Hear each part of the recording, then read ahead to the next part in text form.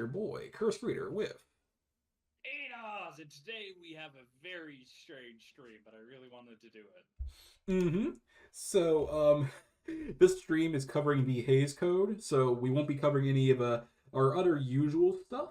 I thought it was important to cover the Hayes Code, frankly, because our episodes for the main series are getting so long. Um, I think covering the Hayes Code really will give us some more context, and frankly, should be a little funny, given how comically conservative both the Hayes Code itself and the backstory behind the Hayes Code is. Do you have any thoughts before we get into anything? Because I do know the vague backstory of the Hayes Code. So, when I first saw the man who made the Hayes Code, I was disappointed. I thought he'd be a fucking cartoonish fucking villain. No, he's just a dude. He's very, very punchable looking. That's a phrase. I thought he was gonna look like a priest, given what he did. Referring to Hayes Code, I'm not saying he did anything terrible. I don't know. I don't think he did. Did he? No. No, he was just a dude. Yeah. He was a politician, William H. Hayes, not to be confused with William Hayes, the general. He was very puritanical, from what I can tell, obviously, given what he wrote. And to set the backdrop for you, Scyther, you've seen a lot of the movies from before 1930. Especially, like, think about Metropolis. Think about that scene, even though it's not an American movie. Think about that scene with the belly dances, right? Mm-hmm. For the 20s, film was starting to get a little too liberal for many people in America. And this is before we had this swanky idea, excuse me, of, let people make what they want, but just give ratings to it. Such a thing didn't exist. So the government, or people were calling for the government to censor the film industry. However, the film industry decided to tell the government, what if we do it ourselves? And in typical government fashion, they went, saves us money. And they hired William Hayes, and I think they had him run the censorship office, in fact, and he wrote the Hayes Code. Is there any details I missed? No, you hit it right on the money there. So here's something I want to propose as a question. Shall we cover the man himself first, or the code he wrote? Probably the man himself. We won't need to spend too long on that if you want to hit that. All right, let us start with. Well, you know what? Hold on. This is where I will briefly go from the slideshow to the window capture. Give me a second moment here, people. It's a whole fun time, man. Let me turn this off and this one. All right, this is our fellow. Look at this fucking nerd. He does. I think we said before the stream he has a abnormally punchable face. Yes. So he served in the Republican Party as the Republican National, the chairman of the Republican National Committee. And this is weird to me, is that he ran for president, and it's Harding. Yeah. He was also appointed to his cabinet as a postmaster general, which is crazy to think about. Which, by the way, if you get assigned postmaster general, is that the polite way to tell your candidate that to fuck off? More or less, but in fairness, if you like, compared to nowadays, there's a lot worse ways of being told to fuck off. Well, I mean, like, there's Ministry of Defense, right? There's, education, and they put him in postmaster? I mean, if you really think about it, hardcore, it's like, think about hard Oz. It's like one of the most important positions in the entire government. You need your postmaster. Well, yeah, but it's not like it's the most stressful position in the government. Think about this, Oz. You make sure that all these letters get here into there, and you make up one fuck up, and the entire system goes down. The mainframe. Ah! the 1920s mainframe. So fragile. But other than him being postmaster general, if we go through the article, there's not really a lot that Hayes did outside of the Hayes Code. Yeah. He did. So he was also very successful for being the manager of Harding's campaign. That was kind of cool. He also had a scandal he did have a scandal. The oil man, Harry Ford Sinclair, devised a scheme in which 25 cents was diverted from the sale of every barrel of oil sold from the oil field leases that were the focus of the Teapot Dome scandal. Sinclair testified that he loaned Will H. Hayes, then chairman of the Republican National Committee, $185,000 worth of Liberty bonds, later getting $100,000 back, I presume. Sinclair also gave Hayes $75,000 as an outright gift to the committee. At the time, Hayes was attempting to pay off the 1920 Republican campaign debt. Hayes later approached a number of wealthy men and told them that if they contributed to pay down the committee's debt, he would reimburse them for contributions with Liberty bonds. Oh no. Oh, I see where this is going. Yep. Yep, in 1924, after his resignation from the Harding administration, and while he was serving as president of the Motion Picture Producers Institute of America, Hayes was called to testify before the Senate Committee on Public Lands. When asked how much money Sinclair had contributed to the Republican Party, Hayes replied that the contribution was $75,000. In 1928, after more details of Sinclair's scheme had emerged, Hayes was called to testify again. Hayes then told the full story of Sinclair's contribution, including the donation of $185,000 in Liberty bonds, and then $75,000 cash contribution. He stated that he had not mentioned the bonds in his earlier testimony because the committee had not asked about any bonds. Oh, you slimy little bastard. Lawyery politician answer I've ever heard. While there was some public perception that Hayes was attempting to conceal Sinclair's large contribution to the National Republican Committee, he said that he was using the bonds to raise money for a despot. Okay. So if we go through, it's probably a lot more of this. It's very petty stuff. He didn't really do anything too terrible. Yeah, in the next part, we have here is the chairman of the Motion Pictures Producer and Distributors America. Nothing too special here. This is more so talking about the Hays Code itself and his contributions to movie censorship. Yep, so should we go through this? I don't know if there's too much else to go through. No, not really. Production code are mostly talking about what we're going to be speaking about later. That's good. It was death. Oh yeah, how did Hayes die? I need to know that. It just says that it just said that he died. It did. Wait, hold on. Former first film czar. Okay, so it's not just a Trump thing where he's mentioned czar. It was always been a thing in Americans. Okay, I wanted to know. Yeah. Okay, let's see here. Oh, it doesn't even say how he died. He might have just died naturally. That would make sense. How did Will H. Hayes die? Doing some deep research with the Google. No, that's not him. Yeah, that sounds about right. I guess he just died naturally, whatever that means. He died of the old. Yeah. So, with that context in mind, and our daily Wikipedia reading out of the way. So, how do you want to break this up? Do you want each of us to read a section and we can talk about it? Sounds good to me.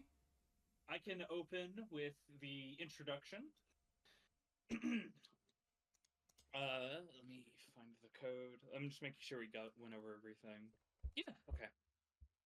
If motion pictures present stories that will affect lives for the better, they can become the most powerful force for the improvement of mankind. The code to govern the making of talking, synchronized, and silent motion pictures, formulated and formally adopted by the Association of Motion Picture Producers, Inc., and the Motion Pictures Producers and Distributors of America, God, that's a mouthful, in March 1930. Motion picture producers recognize the high trust and confidence which has been placed in them by the people of the world, and which have made motion pictures a universal form of entertainment. They recognize their responsibility to the public because of this trust and because entertainment and art are important influences in the life of a nation. Hence, though regarding motion pictures primarily as entertainment without any explicit purpose of teaching or propaganda, they know that the motion picture within, its own field of entertainment may be directly responsible for spiritual and moral progress, or for higher types of social life, and for much correct thinking. Okay. During the rapid transition from silent to talking pictures, they have all realized the necessity and opportunity of subscribing to a code to govern the production of talking pictures and re-acknowledging this responsibility. On their part, they ask the public, and from public leaders, a sympathetic understanding of their purpose and problems and a spirit of cooperation that will allow them the freedom and opportunity necessary to bring the motion picture to a still higher level of wholesome entertainment for all people. So, what did you get out of that kind of opening statement, Scyther? Thus far, it's a lot of honeyed words, and a lot of fancy speak of saying this is how it's going to be. Be sympathetic. Yeah, it's very much trying to make the pill easier to swallow that I'm about to lay on you a bunch of rules and you don't really have a choice in the matter. I understand what he's saying about how films can influence, and I suppose the perception was that people were malleable more than they were able to discern things for their own sake, and that people were simply too stupid to discern whether something is a good message or a bad one on their own. Yeah. Which is, I suppose, still an argument that people have. Well, I think it rings kind of true in the modern day now, don't it? Let's do a lot of things, I suppose. Though I still think the answer is the same answer I always think it's been, which is that people need to make decisions for themselves, and I don't like it when a big organization makes it for them. I don't know. If that was the case, I feel like countries just would not exist. One of the main benefits of a country existing with a strong leadership, some of the first governments, as you might be aware, were monarchies. People like being told what to do. At least that's how history moves to some degree. You vote for the best guy, and the guy tells you what to do. Fair. I'm still pretty quiet, Scyther. Oh, you are? Huh. Yeah. Odd. Yeah, I haven't changed anything from weird. Yeah. Okay, now try speaking. Hello. Huh. That's weird. What percentage am I at right now? You're at 100 on Discord, and you're at the nothing's different on the OBS. Same as we. Oh, yeah. I just got a message that I sounded really quiet. Huh. Try 120 since that's what we did last time I was quiet. Okay. All right. Okay. We'll see how that goes. All right. Huh. Fair enough. Apologies about that, but frankly, it didn't miss much. It was just Hayes being Hayes.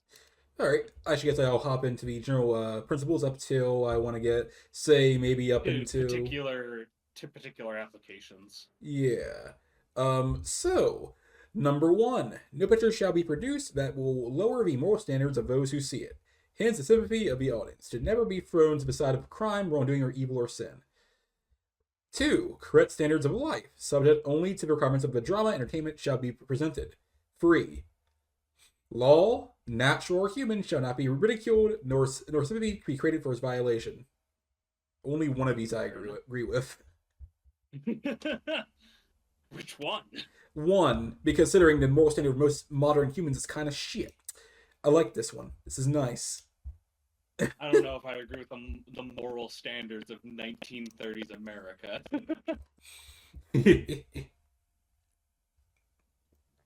Either way.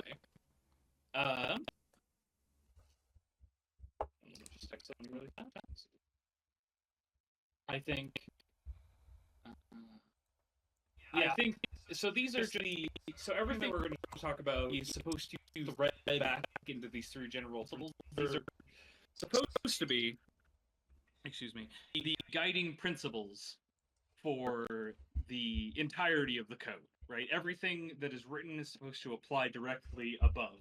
Obviously, having read the full code, a lot of these are just things William Hayes didn't like, and we're going to see a lot of that. But shall we talk about some particular applications? Yes. Crimes against the law. These shall never be presented in such a way to throw sympathy with the crime against law and justice or to inspire others with a desire for imitation. This is going to be a really big theme in the Hays Code, is we see a lot of things basically saying, if you do this, people will imitate you. Which is a false interpretation that is still perpetuated to this day. Not just the movies, boys and girls, video games too. Doom causes people to be violent, kind of thing. This is the same idea, right? It just, what is it? 60 years, something like that. Give or take. Mm-hmm. I got dibs on sex, by the way. Dibs. That's fair.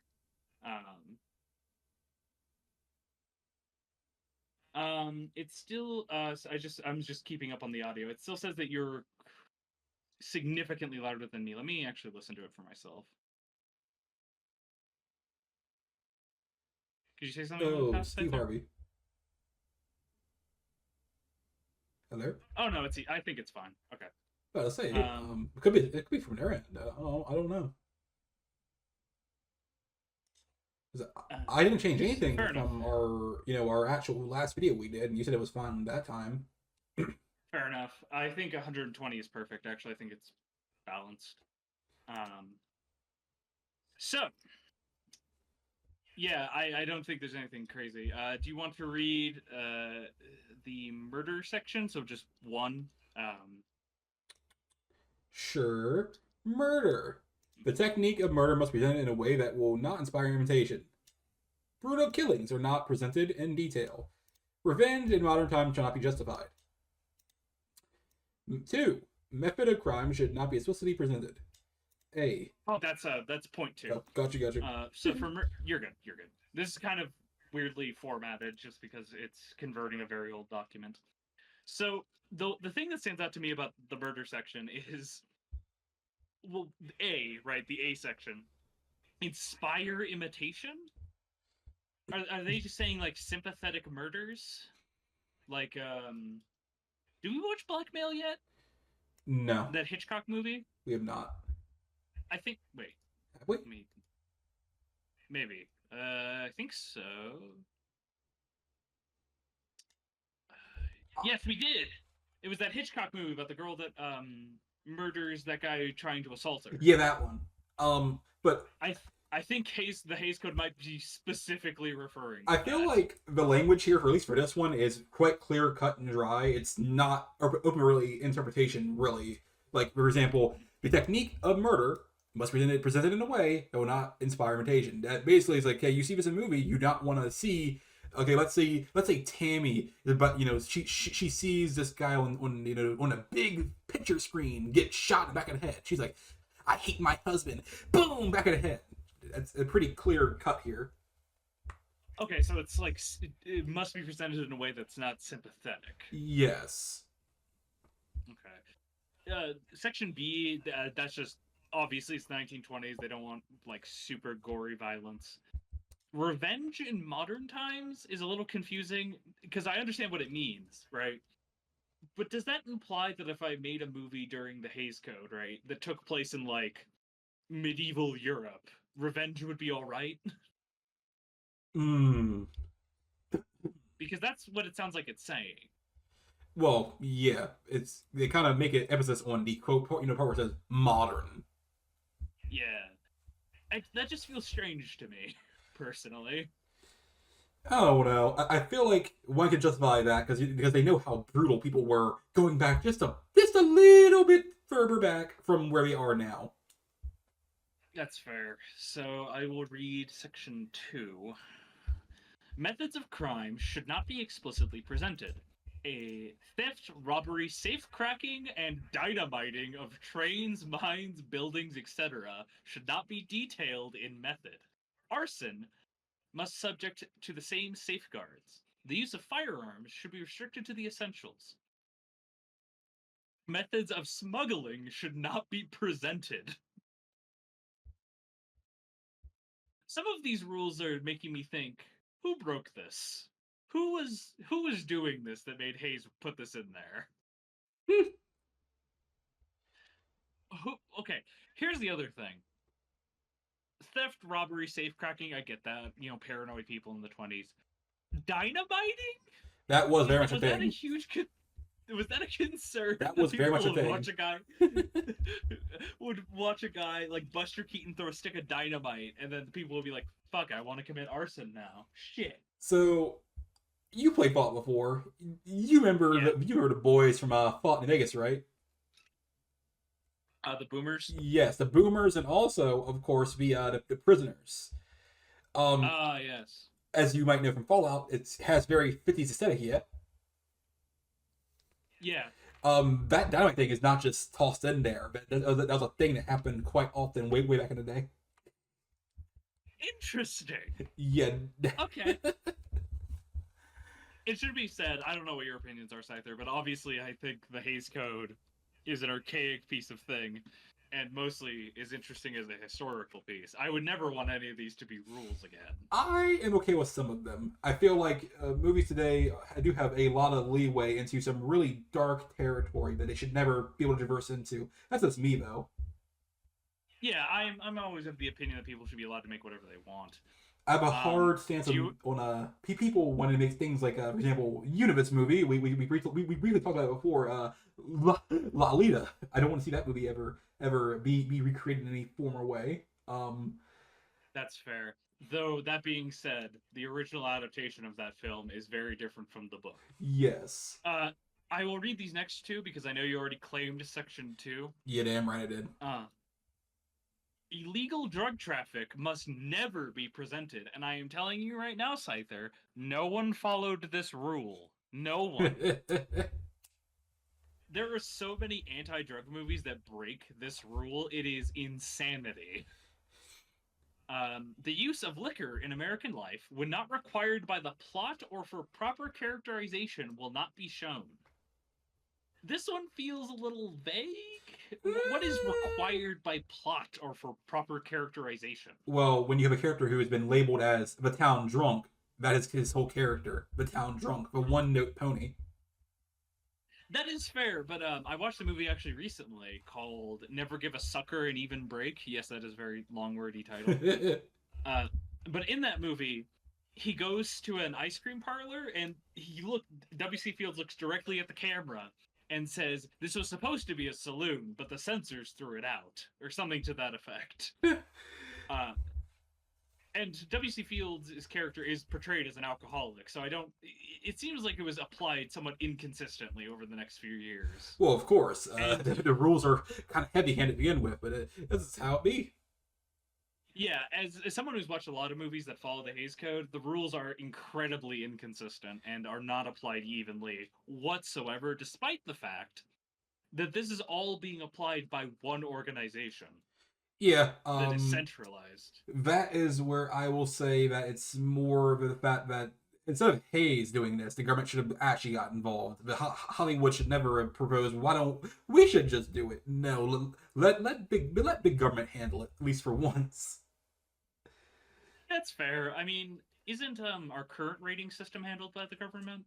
You know what? Actually, I'm gonna double check that. I actually don't know.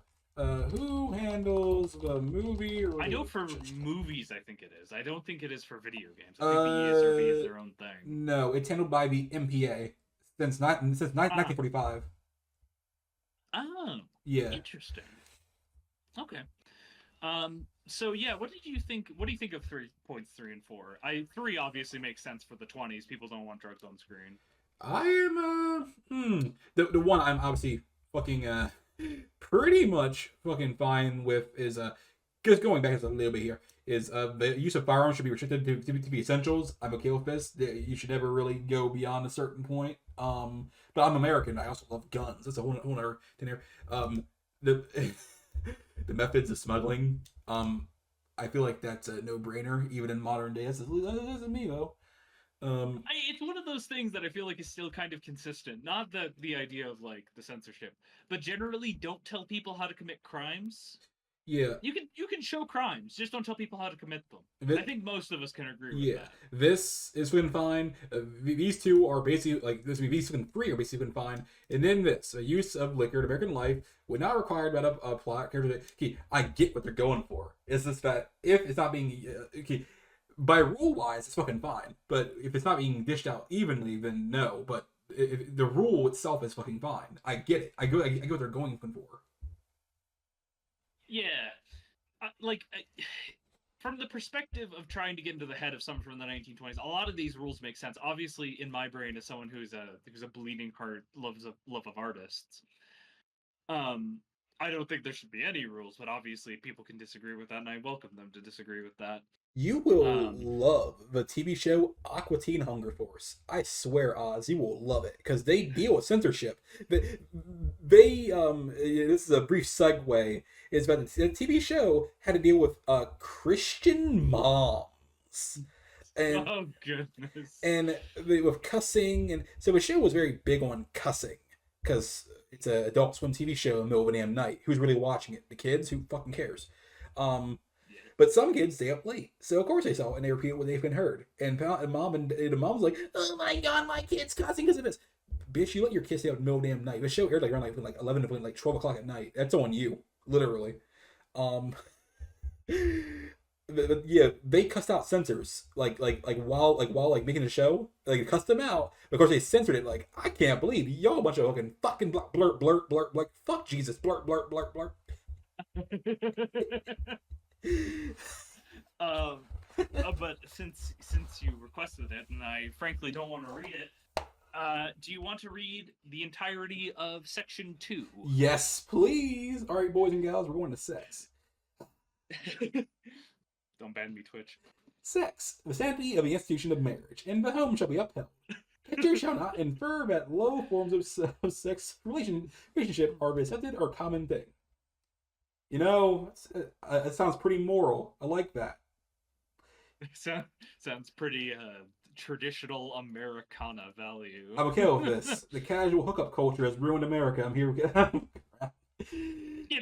the hell out of here. 1. Adultery. Sometimes necessary plot material must not be explicitly treated or justified or presented attractively. Yes, okay with this one. This is good. 2. Scenes of passion. Okay. Oh God. They should not. By the way, that is the most PG description of that I've ever heard. A. They should not be introduced when not essential to the plot. Okay. You know, can actually, I don't want any of the Hays Code, but can we just keep that one? Just that one. Okay, there's a whole rant that's coming for this one in particular, but we'll get back to it. B. Excessive and lustful kissing and lustful embracing, excessive postures and gestures are not to be shown. C. In general, passion should be treated that these scenes do not simulate the lower and baser elements. 3. Such an R rate. Okay. A. They should not. They should never be more than suggested, and only when essential for the plot, and then never shown by a explicit method. B. That's fine. That's one of the few I'm okay with. B. They should never be the proper subject of comedy. Sweet. For comedy. Okay. That's a take. 4. Sex perversions or any interference to it is forbidden. 5. White slavery should not be treated. Okay, I knew something. By the way, side note, that's an old-timey term for prostitution. 6. My suggestion: sex relations between the white and black races is forbidden. 7. Sex hygiene and beer releases are not subject for promotion pictures. I'm okay with this one. Sorry, I love the language of all of this, and then Hays, for reasons that are beyond my comprehension, changes his entire writing style for this one point. Scenes of actual childbirth, in fact, or in silhouette, are to never be presented. I don't see a problem with this one, to be honest. Children's sex organs are never exposed. All right, now we're talking. This is the only rule I would keep around for real. I think this one is still in effect. Good. I feel like somewhere it's like there's a side rule like for like children's like children's TV shows. Like I've seen plenty of animes that have been allowed here in America that still show off fucking Goku's cock. You remember that? That was a thing. Yeah. I watched the original Dragon Ball, and that is, I hate it. It's rough, buddy. I think that's because it's imported, and if you import media, as we find out later with the Hays Code, you are not subject to regulations because that would cause an international trade dispute. I feel like there's a lot of areas there where that could just immediately they could just allow in some really fucked up content. Like for example, Afghanistan could pop in some really child fuckery. Yeah, it's kind of a hard thing to get through, but so I think I do my rant, Oz. I do my rant. Okay. So They should not be introduced when not essential to the plot. You see, modern day movies, TV shows, they all have this kind of problem where, hey guys, make-out scene, fuck scene, we'll just toss it in here for no real reason. It's just here just to get the views in, get it the clicks. It's so fucking boring. It's why I can find modern movies and shows to be fucking sucky. It's all fucking flash and no substance. It's so ass.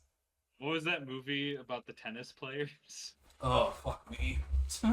Challengers? Yes, Something like that? I think so. Yeah. You know what I'm referring to. Yes. Yeah, that's funny. Obviously, I don't think it should be like a hard and fast government rule, but I do think it's good general etiquette. I think You probably shouldn't throw in sex scenes unless you're making pornography. I think that this is actually the one section where I think there's not much that one could really complain about here, except for, of course, the white slavery and the black people thing. Those are problems. Notes. I think 4, 5, 6, 7. I don't really care. Again, I'm always up for liberty. People should be able to do what they want. Points 9, obviously, I'm fine with being a rule. It should still be a rule. It is still a rule.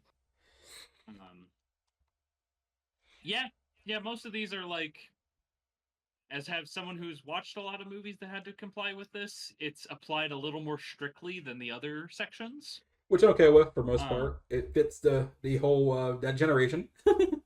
Yeah, of course. This is another important thing is we may be saying we're okay with this rule. This is all relative. Obviously, this is all like these are all very much of their time. I'm sure you can agree with that, Scyther. Oh, of course. But some of these things from this time is like maybe we bring these back or some of these. Just imagine. I would suggest probably not as a rule, but as Let's be real here.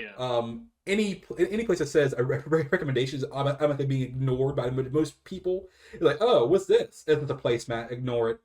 Here's my.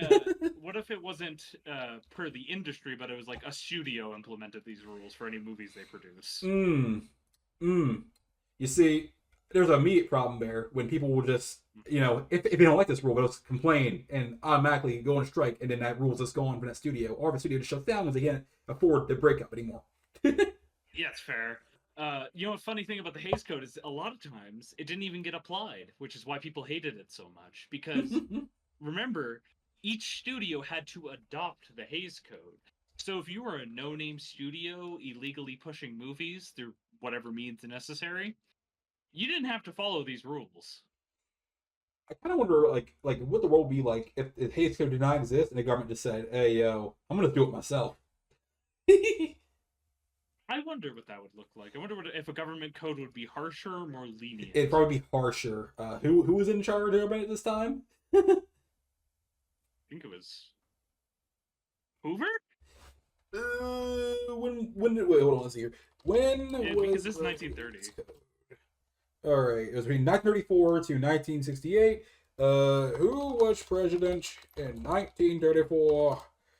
That would be FDR. Okay. FDR was a dick, so it'd be very dickish. Fair. Also, it'd probably make movies way more expensive. Yep. If you don't mind, I'll read the next 3 sections since they're all very short. Works for me. Vulgarity. The treatment of low, disgusting, unpleasant, though not necessarily evil subjects should always be subject to the dictates of good taste and a regard for sensibilities of the audience. This is basically the no gross out humor rule. Which, again, as a rule, I don't agree with all these rules, but as far as all the other ones go, this is okay. I mean, I don't... do you know what Mondo Cane is? Sounds familiar. Sounds very familiar. It's just like a 2-hour supercut of people dying, basically. The Hays Code is like not fighting against, but regulating those kinds of movies. And as someone who's seen a very small amount of Mondo Cane, not much was lost from this rule. Profanity. A lot was lost from this rule. Pointed profanity. This includes the words God, Lord, Jesus Christ, unless used reverently, hell, SOB, Dude, just say it. Damn God. Or every other profane or vulgar expression, however used, is forbidden. I skipped a section, one sorry. Obscenity. Obscenity in word, gesture, reference, song, joke, or by suggestion, even when likely to be understood only by part of the audience, is forbidden. I don't like any of these rules. This is a freedom of speech issue. See, this is where I will immediately say this is why I said the government should have been involved here, because this part right here, any person, no matter what side of your aisle, would immediately pick up on it and say, "Hey, yo, this is actually, as you said, a freedom of speech thing." Um, Obscenity and Also, notice how he only refers to the Christian God, and he does not care about any other invocation from any other religions. in fairness, around this time, but outside of Jewish people, there were no real big other groupings outside of Christians, so I don't see a real problem there, personally. What I mean is that it's kind of hypocritical. Eh. Okay, I get it. How culture's fucking founded, but the vast majority of people here, even now, are still Christians. So of course Christians will ignore all the others because their religion is the not superior, but it's on their mind. Why care about XYZ religion when theirs is more important? Fair enough. I think if the government got involved, this would probably be a lot looser, this specific section. Almost definitely. The one thing I do think would probably not be that loose would be vulgarity. This would still be government is government. I think you could hire anybody, and this section would probably be just as strict for vulgarity. Yup. You want to read about costumes? Yes. Oh, hold on. I'm gonna mute my mic real fast. This is important to say this.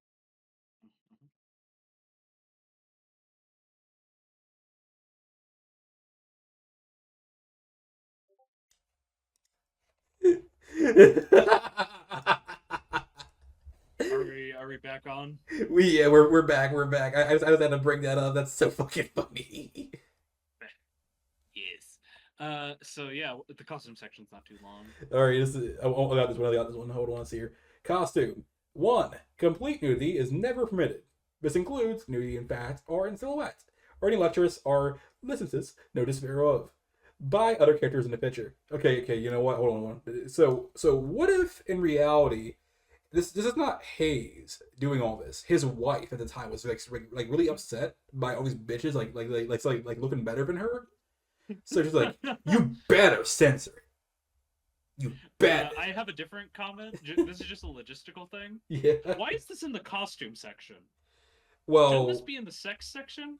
not necessarily. Not necessarily. I can understand because when you're making your props and doing your costumes, one of the obvious you're one of the most commonly known costumes in the modern day, well, your birthday suit. Your birthday suit. So this is perfectly fine here. I would have put it in the other section, but fair enough. But it's not really sex going on now, is it? Not necessarily. You can just be nude. I hate it when you're right. 2. Undressing scenes should be avoided. Never use save where essential to the plot. Okay. I can see the argument there. 3. Indecent or undue exposure is forbidden. Not so fucking base. Guys.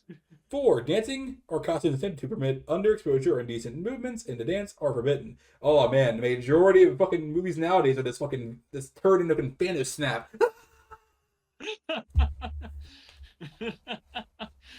I mean, to be fair, I think most movies would get taken down first for profanity before anything. Oh man, I want to see a timeline where the Hays Code just never goes away. Is it still around? I would laugh my ass off.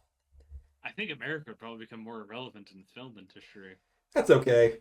I'm totally here for African or Indian movies. They're gonna look kind of wild. I'm okay with that.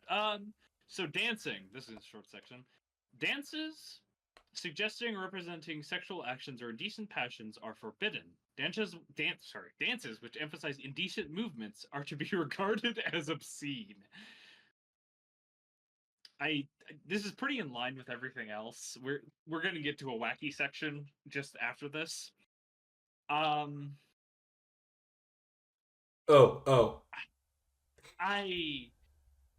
This is okay. The thing with this dances section, it's really vague. Okay, now look at this from a modern angle. if this was applied to modern, I'm like, okay, yeah, this makes perfect, total sense. Just because of there's a certain dance style that should not be shown to children, but it's still shown anyway. It's called twerking, and it involves the ass, which it tends to be hypersexualized. Back then, most dances weren't really doing that whole sexual thing outside of a few. For example, Burlesque. yeah, there's very few dances, at least in Western society, that's really sexual, really, or sensual.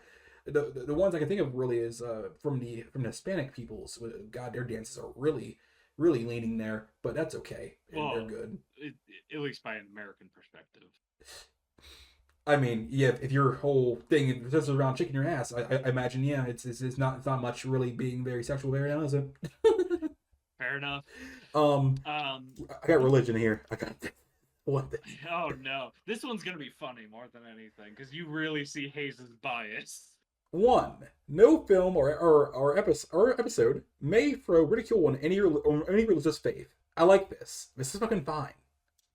At least I'm not sure. I think criticizing religion is fine, but I do think it's at least fair that Hayes did not specify specifically Christianity, and he said all of them. My thing on the ridicule of faith is it's often done with bad intentions. That is more often than not. Especially these days. That's a whole other topic to talk about another time. But I think that while it's fine and dandy to criticize religion, when you're just blindly throwing hatred at it and is speaking nonsense and when you're easy fact checked, then no, it should not be a thing. You're just trying to incite people to be angry and then try and hurt you. It's not poggers. But on to 2. Ministers of religion in their character as ministers of religion should not be used as comic characters or as villains. I understand. That's Also, this rule also got broken constantly. Do you know how many old-timey movies have, like, a foreign religion priest as the... Oh my goodness! Hold up. I remember a movie, I think it was 1940, there's a Civil War movie where the main villain's a pastor. So yeah, no one even gave a fuck about this rule, apparently. Yeah. How I view it is this is very from that time where religious figures were seen as all good, when of course we all know no matter what religion you can be really fucked. Catholics say hello, what's up my peeps? Yeah, and let's just call it how it is. Hayes is writing this to protect his religious beliefs from being criticized. Ceremonies of any definite religion should be carefully and respectfully handled. That's fucking fine. You should not make up bullshit about a religion that's already established and has been around freaking forever.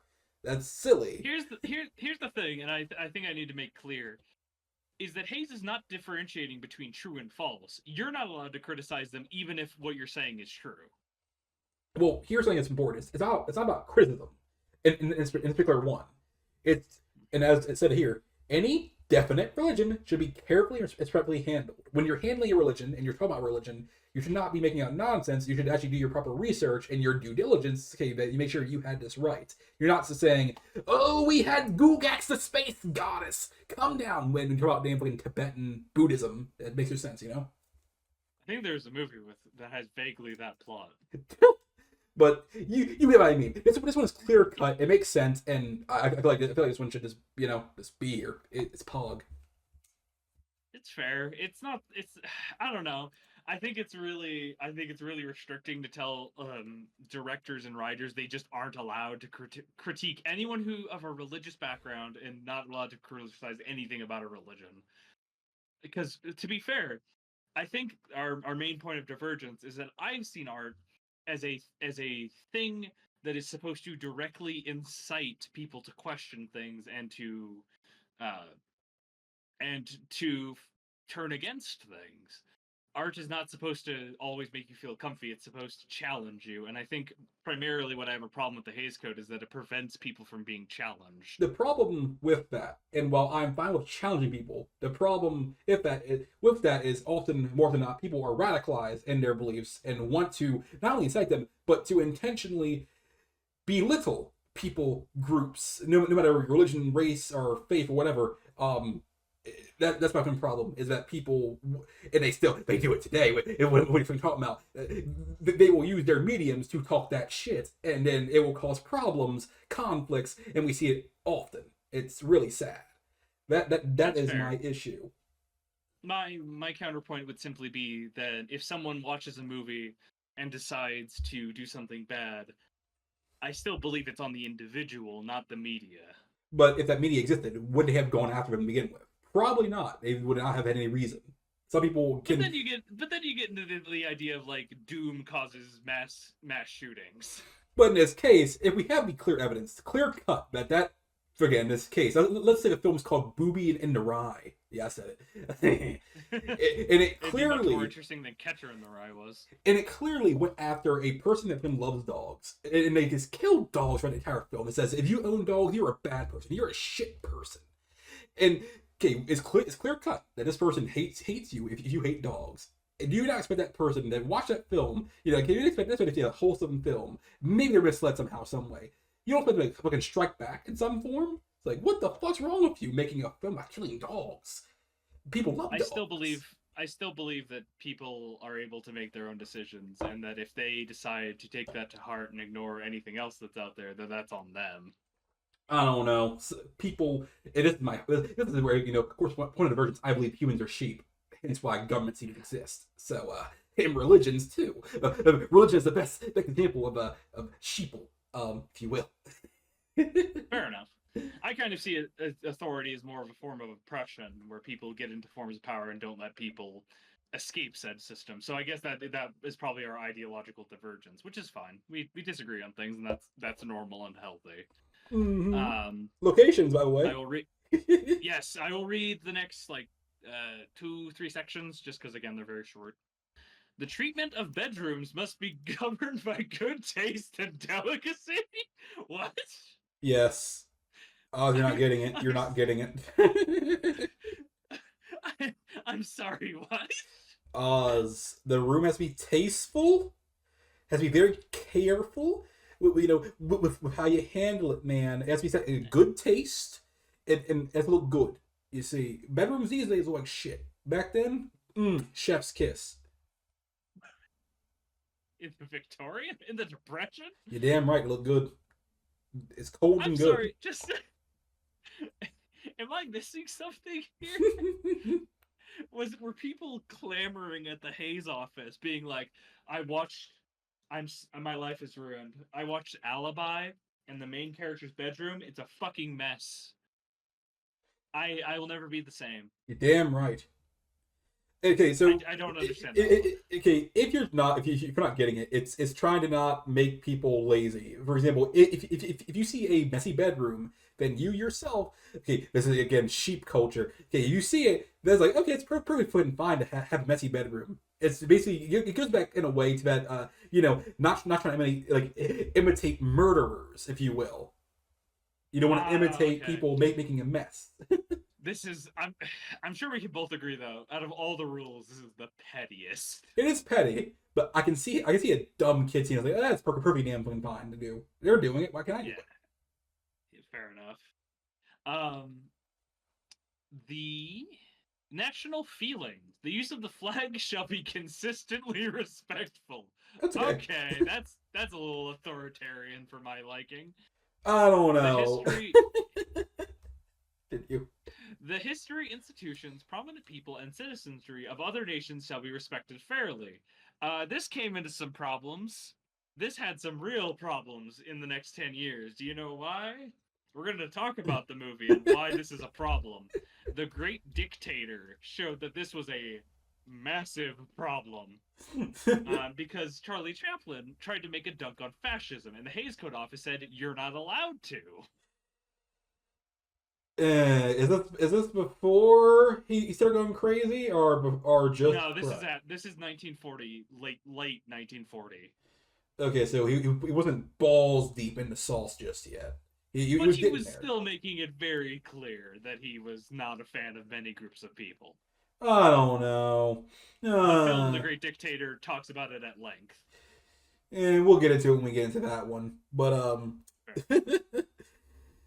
the one here that makes the most sense to me, because again, this is where I was born, is that we made all the rules for proper flag handling. By the way, so as a person who fucking loves flags, especially, I'm okay with this.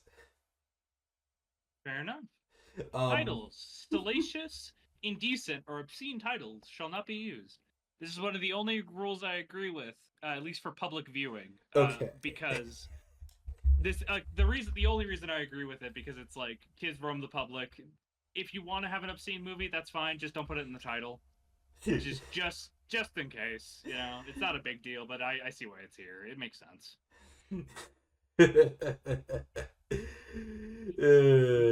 Repellent subject. I got this one. The following sentences must be treated within the careful limits of good taste. Actual hangings or electrocutions as legal punishments for a crime. Third-degree methods. Brutality and possible gruesomeness. Branding people or animals. Apparent cruelty to children or animals. The sale of women are a woman selling her virtue. Surgical operations. I'm okay with this. That last one, though. That last one's a little, like, okay. I'm okay with this. All these really make sense to a hard degree.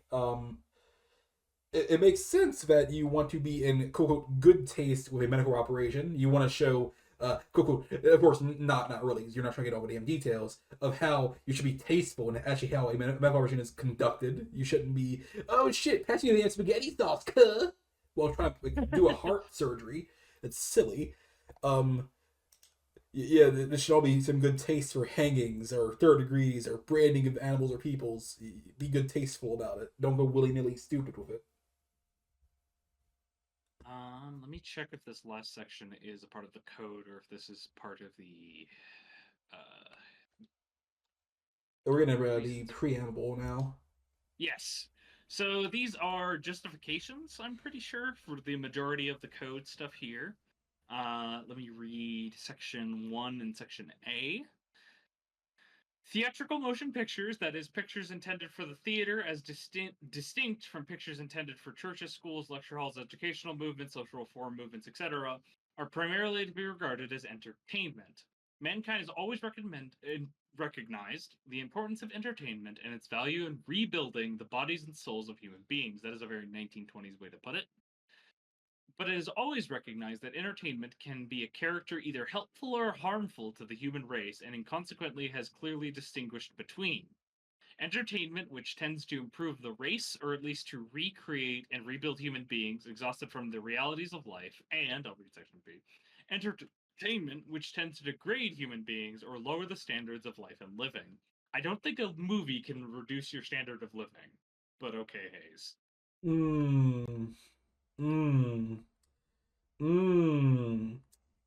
I'm sort of see Hayes' views here. It's a smidge. I do believe entertainment can most definitely degrade a human being. I believe that wholeheartedly. Because people are, as I said, my beliefs here are kind of sheep when it comes to entertainment, and they of course follow the trends. They can follow this and that. We know that firsthand as me and you, as we grew up during a time when people were eating damn Tide Pods. It's all Timmy did it for EM views. They're like, oh, okay, if I do it too, I'll get some views, and then people die. That's fair. It's always been my opinion that cars don't drive drunk and spoons don't make people fat, so films cannot degrade your standard of living. Of course, standard of living. Okay, so how I view there's a bit of a difference here. When I view a standard of living in comparison to a human's moral being, I separate those two things because you can be rich while still being a shit person. That's fair. And you can be poor while being a great person. My point is, if a spoon can't make you fat, a movie can't degrade your morals. No.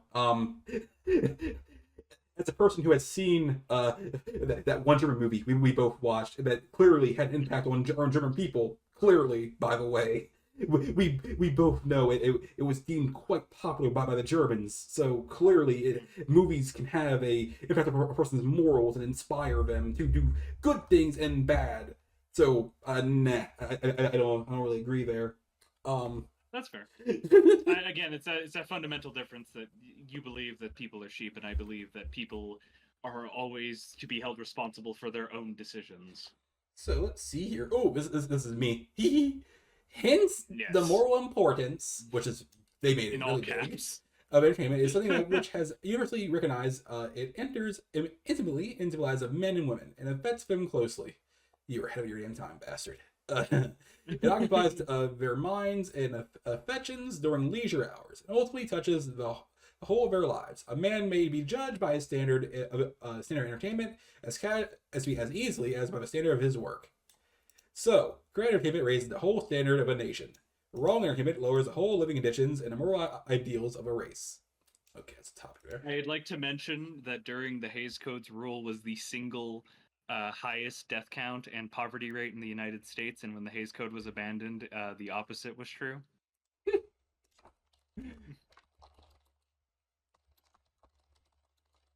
Hmm.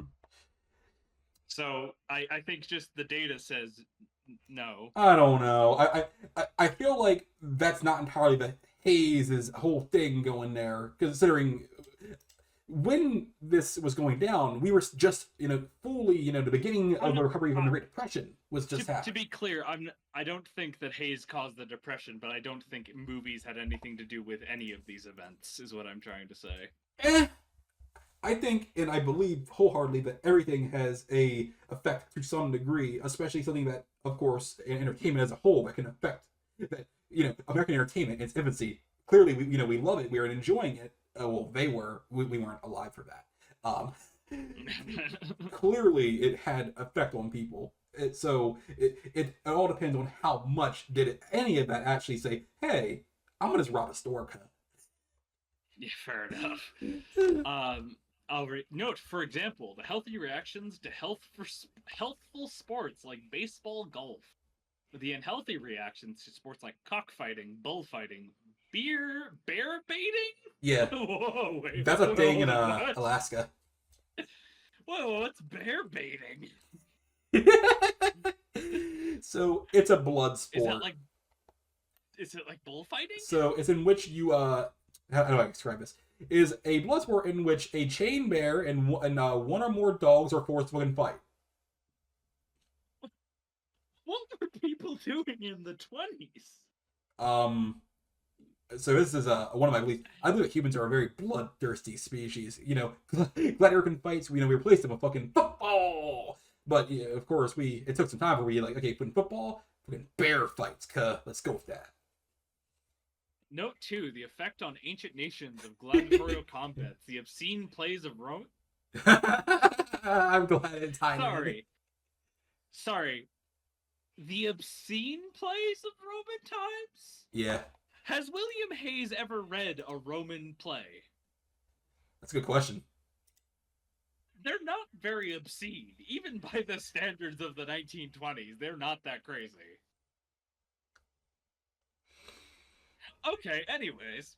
Motion pictures are very important as art. Sorry, it was all caps. Though a new art, possibly a combination art, what? It has the same object as other. Oh, he's talking about film. Sorry. The presentation of human thought, emotion, and experience in terms of an appeal to the soul through its senses. Here, as in entertainment, art enters intimately, into the lives of human beings. Art can be morally good, lifting men to higher levels. This has been done through good music, great painting, authentic fiction, poetry, and drama. Art can be morally evil in its effects. This is the case clearly enough with unclean art in decent books. Oh man, I bet he hated the picture of Dorian Gray. Suggestive drama. The effect on the lives of men and women are obvious. You could make that argument maybe 10 years from now, though I wouldn't say you could make that argument in 1930. It has often been argued that art itself is unmoral. It's immoral, you dingus. Neither good nor bad. This is true of the thing, which is music, painting, poetry, etc. Please learn to write, man. But the thing is the product of some person's mind, and the intention of that mind was either good or bad morally when it produced the thing. Besides, the thing has its effects upon those who come into contact with it. In both these ways, that is, as a product of the mind and the cause for its definite effects, it has a deep moral significance and unmistakable moral quality.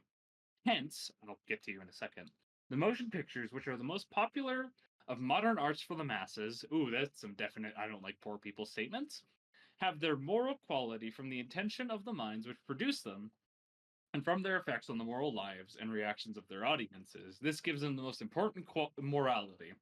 What a word salad.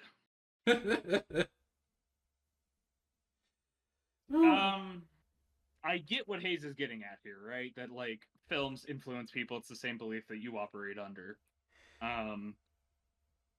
Though I definitely think there have been more persuasive arguments for this point than what Hayes is saying.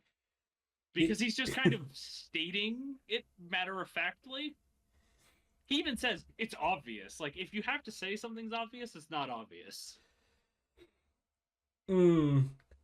Of course, there's always debates there. Personally, I think it's quite obvious that films can influence you, no matter how good, bad, or neutral they are. It doesn't matter what it is. It can be music. It can be fucking art, the standard, art like in paintings. These things will affect you. It doesn't matter if it's good or bad. It can be like a simple fucking, makes you sad or something. And the idea that it doesn't is this, though, you're clearly not listening to entertainment. Then you're not doing anything with it. He clearly could have said it better though. That's quite clear here. Yeah, he just it's like I said, it's very matter of fact. If you want to read section 3 up until section capital D, maybe. All right, up to D. All right, 1. Okay, it's 1, right? Okay, sorry, I was like, God dang. Yeah, you're good. They reproduce the morality of men who use the pictures as a medium for expression of their ideas and ideals. 2. They affect the moral standards of those who, through the screen, take in these ideas and ideals. In the case of motion pictures, the effect may particularly emphasize because no art has so quick and so widespread appeal to the masses. It has become, in an incredibly short period, of the art of multitudes. He's fucking right there. Around, what, 40 years, basically? Yeah, the reach is huge, man. Scary. And films didn't really get popular until 20 years before this was made? Yep. 3. The motion picture because of its importance as entertainment and because of the trust placed in it by the people of the world, has special moral obligations. A. All caps. He really liked his all caps. Yep. A. Most arts appeal to the mature. This art appeals. I don't know about that one. This art appeals at once to every class. Mature, immature, developed, undeveloped, law-abiding, criminal. Music has its grades for different classes. So has literature and drama. This art of the motion picture, combining as it does two fundamental appeals of looking at a picture and listening to a story, at once reaches every class of society. It's true. Mm-hmm. Okay. B. By the reason of mobility of film and the ease pictures of distribution, and because of the possibility of duplicating positives in large quantities, this art reaches places unpenetrated by other forms of art. C. Because of these two facts, it is difficult to produce films intended for only certain classes of people. You can certainly try. They didn't. I don't know about that one. I like some of these have fair points or whatever. I can see what he's getting at, even if I don't agree with him. That though, let's see. I mean, we do that every day, right? That's what genres are, right? Yes, but in fairness, a genre isn't really separating someone who's been poor as shit and someone rich as fuck from seeing it at the same time. They both see it. Yeah, of course, but. Genres aren't really separating classes at all, unless you're poor. I guess, like really poor, you can't afford a film. That's on you though, not really, a film. That is fair. I think I get what he's saying, but I don't know if I would say it's 100% connective to his main point. The only time I can see this really working is if someone out there was intentionally saying only rich can see this, or only poor can see this, and then this applies. It makes sense. It makes perfect sense then. But I can't recall any time this. I mean, I'm sure it happened before. I'm totally sure. Yeah. I'm also trying to see. So what else does he? He doesn't just say rich and poor. When he says classes, he's also referring to certain groups of people, mature and immature. I think is mature immature referring to like morally immature, or is he It referring to like children? it depends. Because we can of course conclude it refers to children, which makes the most obvious sense. But it could be. Or is that what developed and undeveloped means? Hmm. Hmm. It's a bit debatey there. I don't know what to tell Either you. either way, one of these things is referring to minors. I'm sure you can agree. Oh, of course. Uh, Let's get to and we do hmm? just quickly. One of those things we already do restrict, which is obviously we have a rating system for films. So Yeah. Let's see here. Um, let's get to D real fast. The latitude given to film material cannot, in consequence, be as wide as the latitude given to book material in addition. Okay, so in my personal opinion, of course, I wholeheartedly believe that films should be held to a much higher degree and standard in comparison to books. It's okay. I get it. Books can be easily gained by anybody, be you a child or not. But books already have a clear rating system. If that you got your hands on it, then you got your hands on it because your parents were paying attention. But if you're an adult and you're going to see a movie that's, of course, by at this time, of course, an adult sees a kid going in to see Big Booty Bitches 9, they won't let you in. But if it's like yeah, but if you have parents' permission in modern day, oh, hop on right in, kiddo. that's fair. Um, That Big Booty Bitches 9. yeah, of course, playing at every theater. Um, I think okay. So here's some important context I need to give you, Scyther. When he's saying that films need to be regulated more than literature, he's not saying it because of a lack of like regulation or the fact that children can't really read that well. He's saying, remember, this is 1930. He's saying it because largely there's an association that poor people can't read. What he's saying is that wealthier people should be allowed to have whatever they want because they're more educated, and the poor people need to be watched after, basically. Mm, mm, mm. That's how you got it. It's how you got it. I don't know about that. Mm. Well, let's see here. We got some stuff here. I guess it's all under D technically still. Um, A. A book describes a film vividly presents one presence on a cold page, the other apparently by living people. A book reaches the mind through words merely. A film reaches the eyes and ears through reproduction of the actual events, or fake events, of course, as well. C. The reaction of a reader to a book depends largely on the keenness of a reader's imagination. This is true. It is very imaginative. Um, the reaction. Also, when he says depicting real actual events, remember earlier in the code, Hayes has specifically outlined that you are not allowed to create fictional settings within film. Yeah, but of course, again, referring to this is, of course, a reader can imagine whatever they want for a book. That's not the same Yeah, for a film. That's what I was really getting here. Is reaction to a film depends on the vividness of the presentation. So you can present, some pretty cool shit with a fucking film. Here I do have a fucking book. It'd be imaginative. Um, mhm. Hence, many things which might not describe might be described or stated in a book cannot possibly be presented in a film. This is, of course, according true to Hayes, and even some modern laws say, "Oh, you just can't do this." Um, I e. think he's referring to the fact that like film, because obviously in Hayes's day, CG doesn't exist. I think that's what he's saying. Is basically like there's limitations on what can be done in film, Yeah. just naturally. For example, of course, a giant monster. You can't do that yet.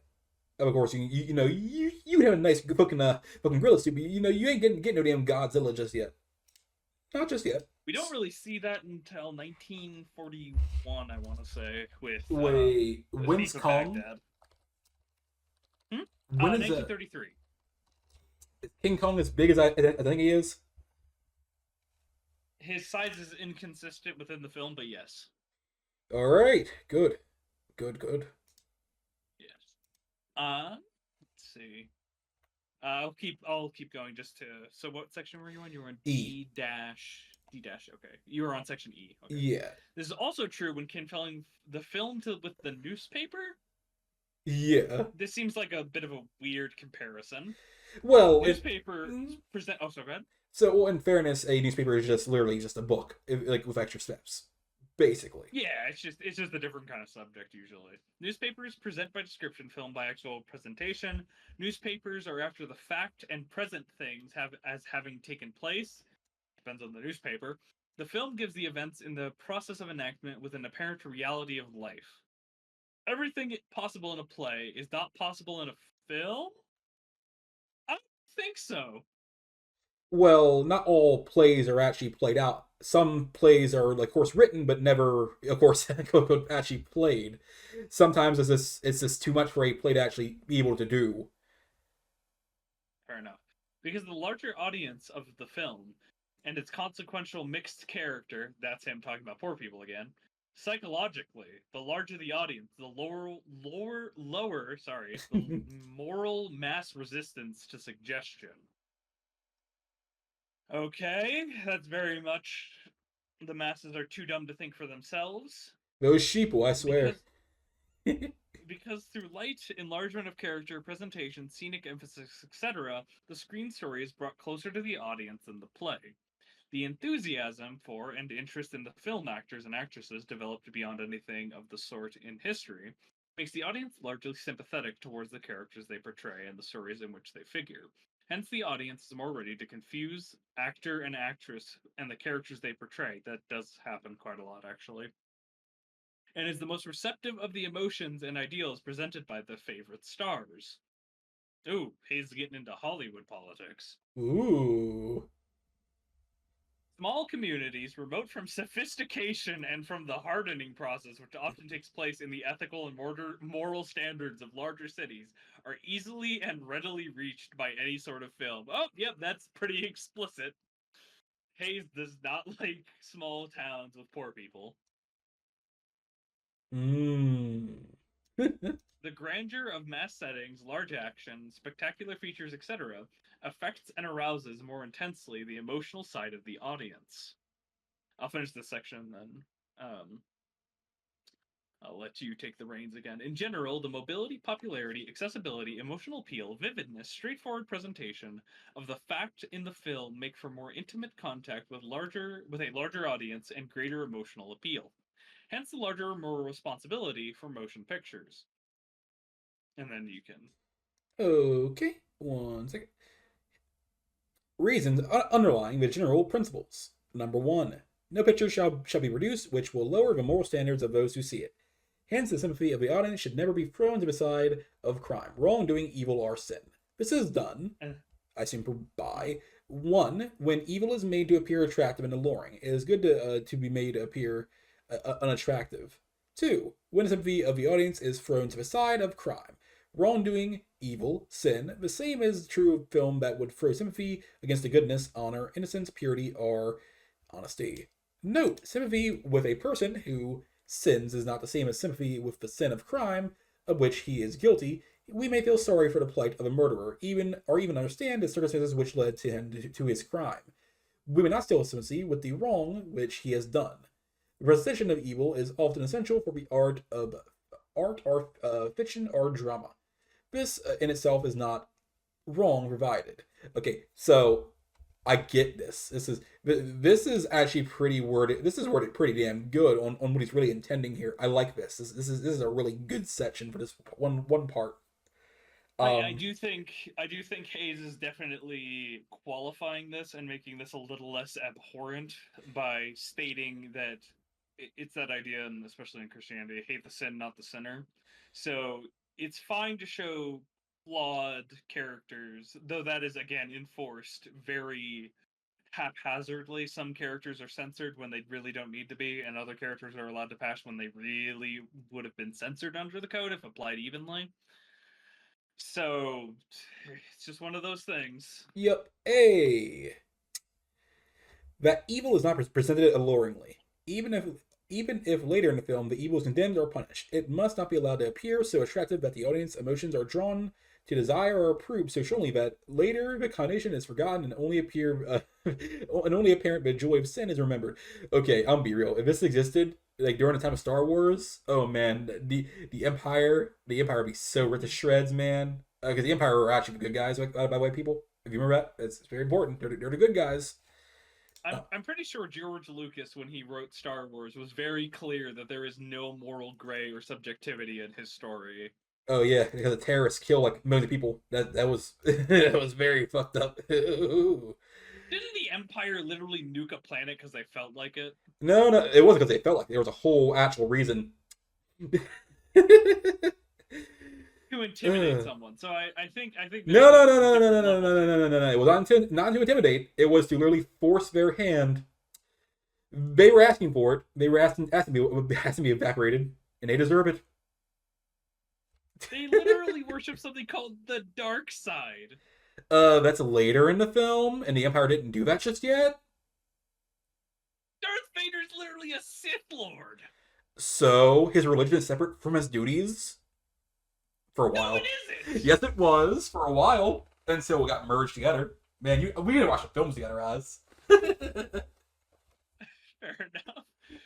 Sorry, where were we? We are back here with B. That throughout the audience, the audience feels sure that evil is wrong and good is right. I think in this one case here, I feel like people should know right and wrong, but of course people are sheep, and of course plenty of people would think that, it's very subjective what right and wrong is, of course, but the law says no. Well, that's always been my thing with this is like, okay, that's a fine idea to have, but also, who gets to determine what is right and wrong? William Hayes gets to determine that. Well, we know rape is wrong, obviously, right? Well, yeah, but like criticizing the church. There's a whole moral thing there where plenty people will say that is wrong, or people will say that is the right thing to do. You can do that. I'm of the opinion where I don't care about religion enough to really care or argue for it, but I do think people, again, as I said earlier, that they will intentionally just try and do it just to piss them off, which I think is like, why waste your time just to piss people off just intentionally? That's very childish. I think my difference is like, yeah, it's childish, but they should be allowed to do it. Allowed to piss people off and cause a whole potential jihad as an example. As an example. Yes, because as we all know, when anti-religion movies came out, a spike in hate crimes happened, right? But there's the Middle East. I think so. American movies are banned in most Middle Eastern countries, so you can use that as an example. Okay, and guess how many people in the Middle East or live in America just at this very moment, or even then, of course, because there's plenty of people immigrating, especially then. Oh God, it's crazy. My point is still that you can say that it leads to whatever you want, but when Doom came out, there was no spike in murder. Oh, of course. But I'm just okay. Again, I'm using my modern point here is that these things quite clearly, you can see the cause and effect. There's like whole cause. Okay, this film has caused these people get really angry. They're gonna get angry. The film caused that. That is obvious. Yeah. Either way. It's obvious. It's bordering on factual at this point. It depends. Again, people are able to interpret things themselves. If they're not sheep, I suppose. On to the next one. I'll read this. Correct standards of life shall, as far as possible, be presented. A wide knowledge of life and living made possible through the film. When right standards are consistently presented, the motion pictures exercise the most powerful influences. It builds character, develops right ideals, inoculates correct principles, and all this is an attractive story form. I don't know about that one, Hayes. I think you're just projecting. If motion pictures consistently hold up admirations for high types of characters and present stories that will affect lives for the better, they become the most powerful voice for the improvement of mankind. This is the section 3 of his general guiding principles. By natural law, it is understood that the law is written in the hearts of all mankind. That's a Christian specific thing, by the way. The greater underlying principles of right and justice dictated by conscience. By human law is understood the law written by civilized nations. That's a racism thing, by the way. The presentation of crimes against the law is often necessary for the carrying out of the plot. But the presentation must not throw sympathy with the crime against the law, nor with the criminal as against those who punish him. The courts of the land should not be presented as unjust. Already, another instance of even if something is right, you're not allowed to portray it. This does not mean that a single court may not be presented as unjust, much less than a single court official must not be presented in this way. But the court system of the country must not suffer as the result of this presentation. I'm okay with that one, to a degree. Fair enough. Okay, I got this one. It's a reason to underline the particular applications. Yeah. All right, 1. Yeah, I think we can just speed through these since a lot of them are kind of obvious. Let's see here. Sin and evil enter into the story of a human being that hence themselves are valid dramatical material. Of course. 2. In the use of its material, it must be distinguished between sin, which repels, and this very nature of sins, which often attracts. A. In the first class comes murder, most theft, and many legal crimes, lying, proceed, blah, blah, blah. B. In the second class comes sins. Okay, these are all just yeah. We're going to ignore those. Hence, the important objective must be to avoid the hardening of the audience, especially of those who are young and impressionable. Yes, especially those who are so impressionable. To the fault in the fact of crime. People can become accustomed even to murder, cruelty, brutality, and repellent crimes if they are too freely repeated. Oh, Jesus Christ. The second class needs great care and handling, as the response of human nature to their appeal is obvious. This is treated more fully below. 3. A careful distinction can be made between films intended for general distribution and the films intended for use in theaters, restricted to a limited audience. We already do that in modern day anyway. Mm-hmm. We call this test screenings, I believe. Themes and plots are quite appropriate for the latter, be altogether out of place and dangerous in the former. Note, the practice of using general theater and limiting its patronage to adults only is not completely satisfactory, and is only partially effective. That is true. There are some other things you need to do to ensure that those kidlings don't get on there.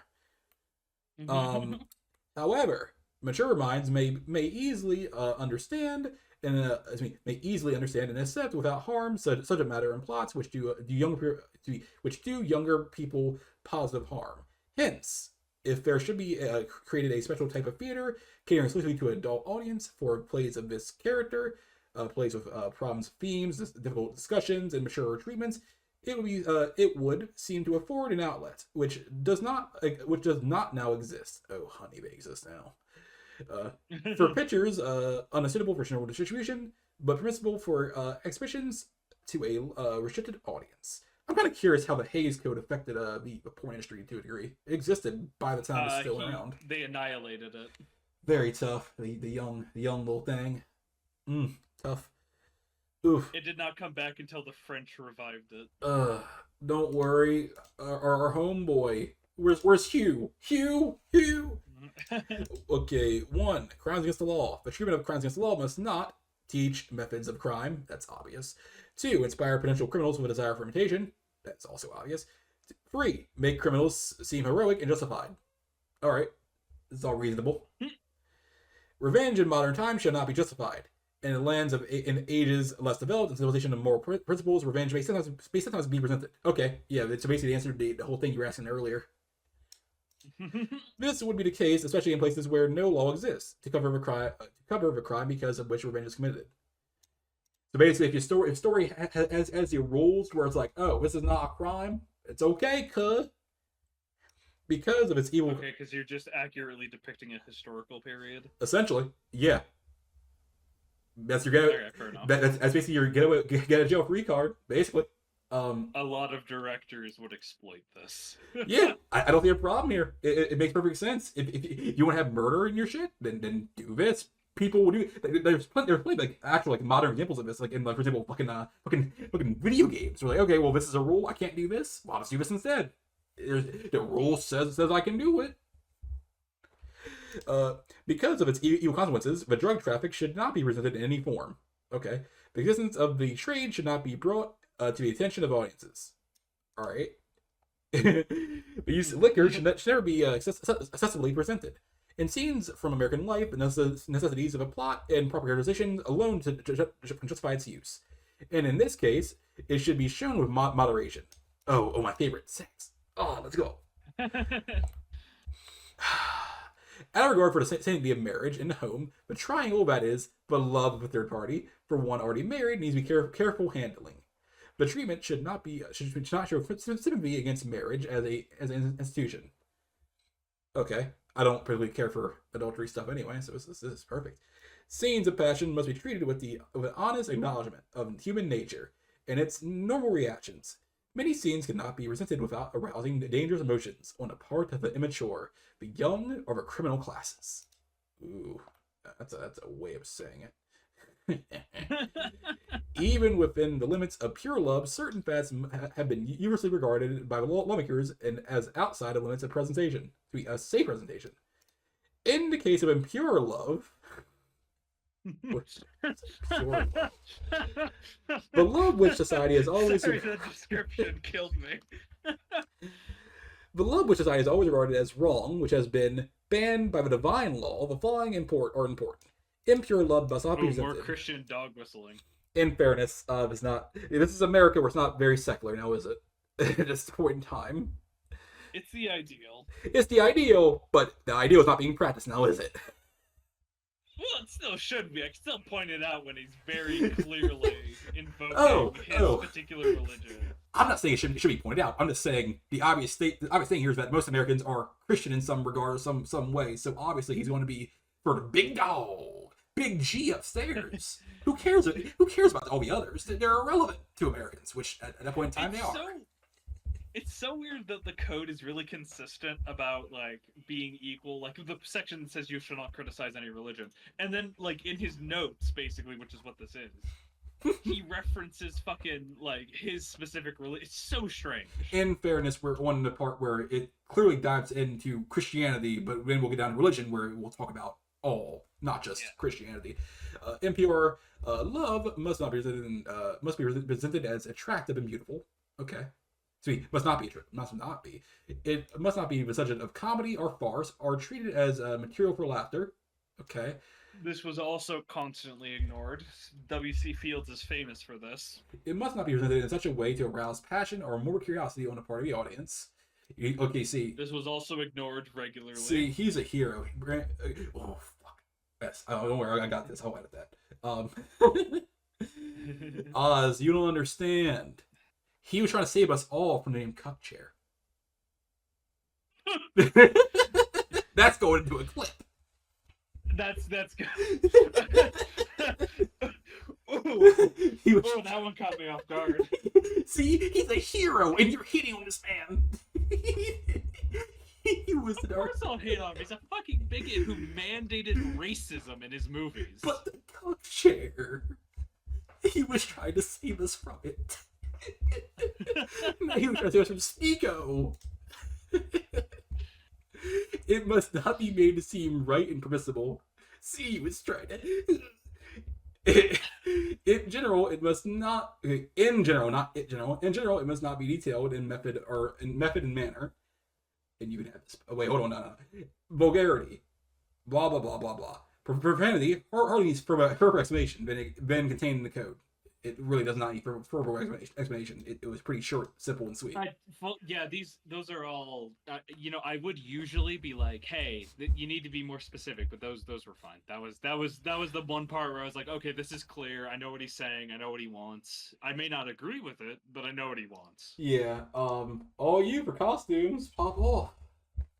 All right. Yeah. Sorry to make you read all that. I just want to get through because a lot of this is really repetitive for this later section. Truly. The effect of nudity or semi-nudity upon the normal man or woman, and much more upon the young and upon immature persons, has been honestly recognized by all lawmakers and moralists? Yes, if you don't know, moralists at this time were a very big part of society in America and actually had sway in the government. So, of course, moral standards were the highest priority at this time. They sound like glorified aristocrats.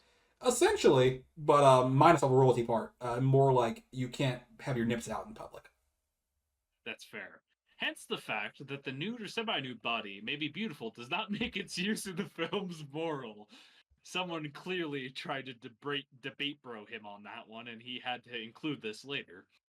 For, in addition to its beauty, the effect of the nude or semi-nude body on the normal individual must be taken into consideration. What does a normal individual mean?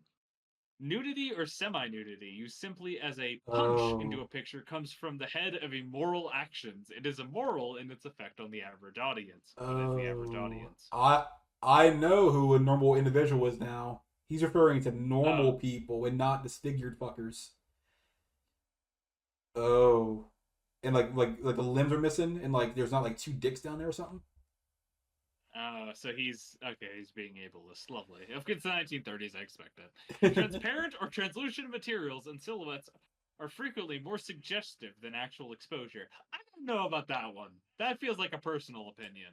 Okay, in this time period in the frame, yeah, I can see it. I can see it. It still feels like Hayes' personal opinion on lingerie.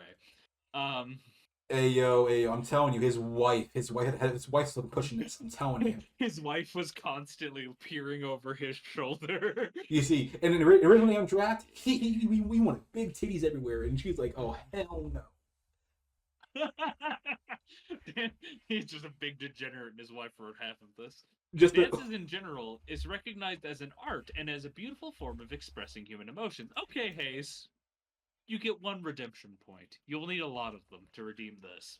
But dances which suggest or represent sexual actions, whether performed solo or with two or more, dances intended to excite the emotional reaction of an audience, dances with movement of the breasts, excessive body movement, while the feet are stationary, violate decency, and are wrong. yes, What?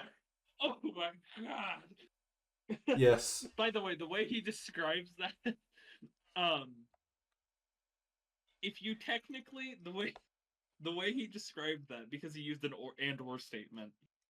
If you're standing stationary and are waving your arms back and forth, that would be considered violating decency. By the way he wrote this. yeah. See, Um, he was off by this one thing. I forgot because women in this damn time frame. Oh god, those poor men had no ass, which is why it's not included. they were also mostly malnourished. Ah, all those bones. Let's go back. Do you want to rethink that statement? Yeah, no, no. I prefer a bony woman. I said it. No, you don't. I know you. No, no, no. I'm gonna grab like okay, those two sticks you would use to play that one instrument and like play it on her ribs. Play music on her ribs. Oh my god, you are the worst. Am I going to hell? Damn right. The reason why with all the simping you're doing for this document, you might enter yourself a get out of hell free card. The reason why Ugh. ministers of religion may not be comic characters or villains is simply because the attitude taken towards them may easily become the attitude taken towards religion in general. I don't know if I believe that, but okay, Hayes. Religion is lowered in the minds of the audience because the lowering of the audience's respect for a minister. I get That it. seems very authoritarian. I get it though. Um, It makes sense, but if a priest, no, like no matter your faith, he is deemed in high regards, or she. But this is 1930s. It's a damn he. Um, he's in high regards. If you lower what he looks like, his standing, then you lose respect for that person. It's like, oh shit. That's of course you can't differentiate between, of course, film and reality, but of course sheeple. But it's the whole thing. Next thing I know, you're going to start calling people bots. They are. Oh my god. Certain places. Oh, sorry, I skipped a section. No, I didn't. Certain places are so closely and thoroughly associated with sexual life or with sexual sin that their use must be carefully limited. Okay, so that's what he was saying about the locations. Is that you can't have a brothel, basically. Okay, Okay. that just lines into the other thing. I, Okay, I I got this. I got the last few parts. I got this. Mm. National feelings. The gist writes, history and feelings of any nation are entitled to the most careful consideration and respectful treatment. Okay. No matter your country, I completely get it. Treat them all the same, no matter how wrong or right they might be. Titles. As the title of a picture is the brand of a particular type of good, or goods in this case, it must conform to the ethical practices of all such honest business. Makes sense. That's more. It's more not for really for regular folks. It's more for the filmmaker. That's more for the studio to be like, hey, wait, is Hayes in this? So I obviously know that Hayes is saying like, don't put swear words and titties in your titles, right, on your Yeah. posters. Is this also saying that he wants basically saying like, hey, don't do clickbait? Essentially, he's a fucking hero, Oz, and you're hating on the cup chair and now trying to stop him clickbait. Mmm. Mmm. Maybe if he Mmm. didn't put in all those racist things. You're white. Why do you care about the racist parts? Fuck around. I don't want you to be mad. I'm the one that's half black. I know, right? The comments we're gonna receive on this video. All right, repellent subjects. Such subjects are occasionally necessary for the plot. Yes, they are. Their treatment must never offend good taste nor injure the sensibilities of the audience. Yeah, I mean, a lot of those you should be tasteful, no matter what. Yeah. So the only so out of this, since we've just finished the whole document, actually we finished it in about the time I was hoping. So, uh, we have revealed your opinions on a lot of things via this discussion. I know, even though I don't care because they're your beliefs and I will respect them. I'm sure we are going to be receiving the most comments we have ever received on this video, telling us how we're all stupid and that I shouldn't respect you for having opinions that are different from my own, no matter how much I disagree with them. I'd like to make it clear I don't care because everyone is entitled to their beliefs, so long as you're not taking my ability to preach them away from me. My hard stance on people who give me shit is more like I'm just gonna ignore you and talk even more shit now. It'd be like that sometimes. Yeah. I love to rile people up, hence why I say the things I do. It's fair. Also, if you're commenting on this video, you are partially playing into Scyther's game. Yeah. It's too late now though. It's like well over an hour into the video. They already fucking fell for the trap. It's over now, losers. You've been Germaned. You've been hazed. So let's see. What did you think of the code overall? This is a fucking take. I'm fucking photo like overall. Outside of a few racial and the womanly bits, I fucking thought it was fucking fine. It clearly needed to be centralized and not decentralized when it came to actually ditching it out because it felt really stupid that anyone could just bypass some of this. Overall, I feel like the government should have actually did this and not some dude. But hey, Hollywood chose this. They chose this. I do think, having read the whole thing now and having understood most of it, by the way, I am very glad that even if I don't agree with William Hayes on literally any of this, I am very glad that he decided to include an entire, basically, dissertation, an explanation, as to what everything means. I do think that is actually really nice, especially for a modern reader to be able to understand, like, what the fuck does he mean by locations? Now I know what he means by locations. So I think the Hays Code generally, as someone who's watched a lot of the movies from the Golden Age, as the Hays Code was being strictly enforced, it was a step down for the entire industry.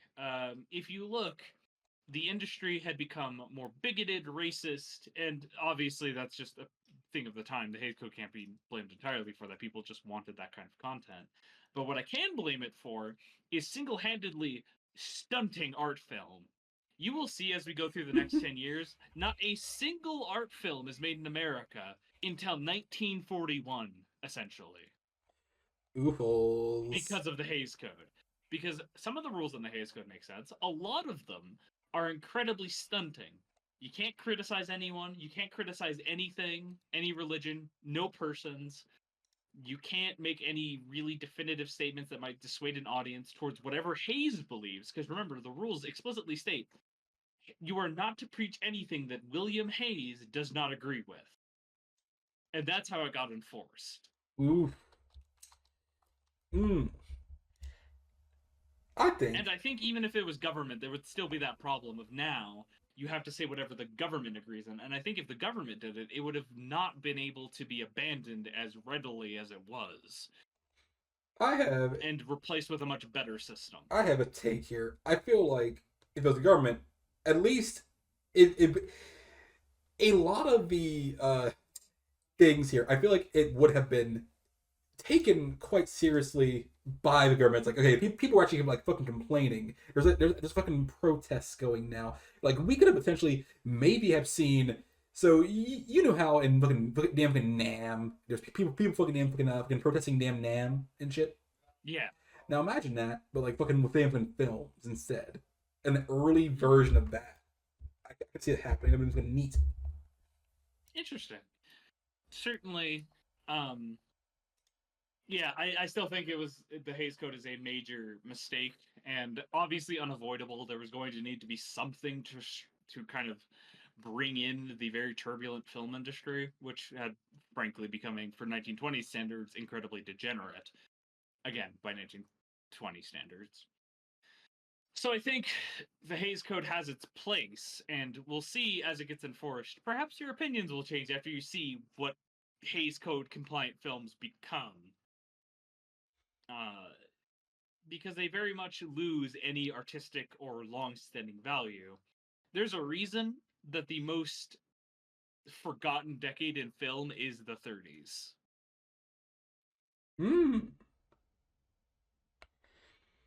Other than like the 1890s and the early 1900s, we all that's just obvious. No one was making anything. But yeah, this was the Hays Code. It was a very interesting read. Honestly, very nice, very tasteful.